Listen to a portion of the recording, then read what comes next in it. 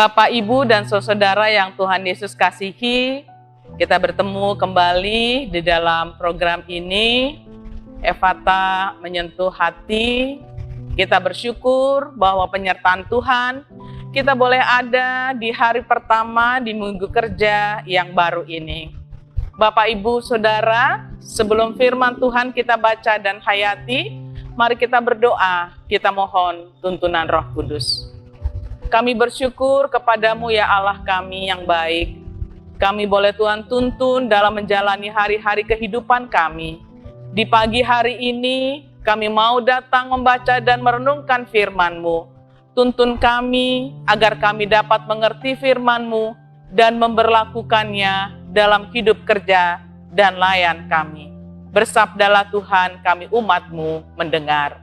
Amin. Pembacaan firman Tuhan yaitu dari kitab Hosea, pasalnya yang kedua, yang saya titik beratkan pada ayatnya yang kelima dan yang keenam. Hosea pasal 2 ayat 5 dan 6 mengatakan, sebab itu sesungguhnya aku akan menyekat jalannya dengan duri-duri dan mendirikan pagar tembok mengurung dia, sehingga dia tidak dapat menemui jalannya. Dia akan mengejar para kekasihnya, tetapi tidak akan mencapai mereka. Dia akan mencari mereka, tetapi tidak akan bertemu dengan mereka. Maka dia akan berkata, aku akan pulang kembali kepada suamiku yang pertama, sebab waktu itu aku lebih berbahagia daripada sekarang. Demikian firman Tuhan. Yang berbahagia adalah setiap orang yang tidak hanya membaca dan mendengar, tetapi menjadi pelaku firman dalam kehidupannya.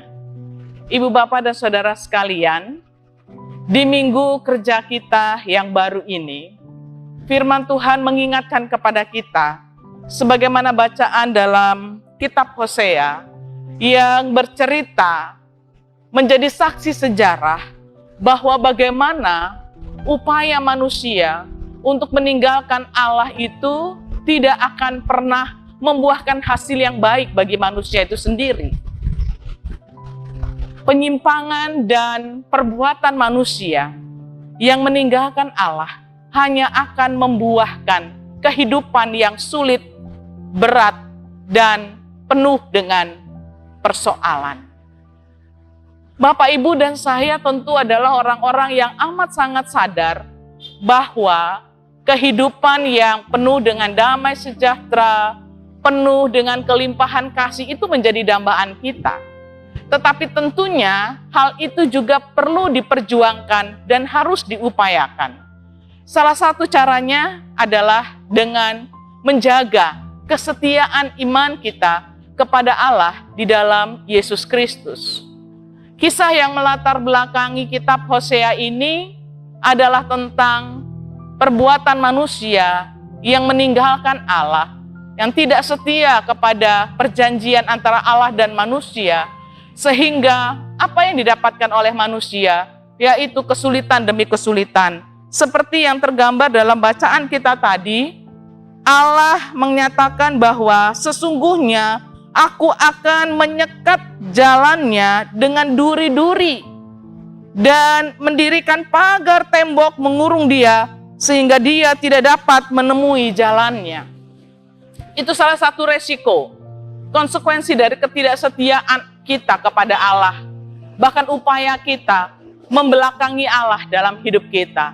Jalan kita akan disekat oleh Allah dengan duri-duri, dan Allah akan mendirikan tembok yang mengartikan bahwa pemisah antara Allah dan manusia. Ibu, Bapak, dan Saudara yang terkasih, firman Tuhan hari ini menegaskan kembali kepada kita bahwa Tuhan tidak pernah berkompromi dengan dosa dan pelanggaran manusia. Artinya, ketegasan Allah kembali diingatkan kepada kita semua pada pagi hari ini bahwa Allah tidak bisa kita ajak untuk kerjasama dalam hal ketidaksetiaan, dalam hal pelanggaran dan dosa. Allah di dalam Yesus Kristus tetap dan akan terus berada pada posisi yang benar, yaitu ia akan berdiri pada kebenaran. Bapak, Ibu, dan Saudara, di pagi hari ini, di mana kita memulai langkah kehidupan, kerja, dan usaha kita di sepekan yang akan kita jalani. Firman Tuhan mengingatkan kepada kita bahwa jalan damai sejahtera yang kita dambakan itu dibutuhkan perjuangan yang kuat. Salah satunya adalah ketaatan dan kesetiaan kita. Tuhan tidak akan mentolerir sekecil apapun pelanggaran yang kita buat, karena Dia mau kita setia. Sebagaimana Allah sudah menyatakan janjinya kepada manusia untuk menyelamatkan umat manusia dari dosa dan hal yang membelenggu manusia lewat pengorbanannya di kayu salib. Yesus sudah mati untuk kita dan Ia bangkit supaya kita pun juga beroleh kehidupan yang baik. Maka marilah ibu, bapak, dan saudara yang Tuhan Yesus kasihi, mari kita menata hidup kita dengan segala perilaku dan tindakan kita yang selalu setia, berintegritas dalam kebenaran yang beralaskan pada kehendak Tuhan. Biar Tuhan Yesus senantiasa memberkati Bapak, Ibu, dan Saudara dalam kerja, usaha, dan kehidupan rumah tangga yang diberkati oleh-Nya. Amin. Mari kita berdoa. Kami sudah membaca dan menghayati firman-Mu, Tuhan. Biarlah itu menjadi pedoman bagi kami semua dalam menapaki kehidupan ini. Ada banyak godaan, ada banyak tawaran yang menggiurkan kami untuk meninggalkan Engkau, untuk tidak setia kepada Engkau.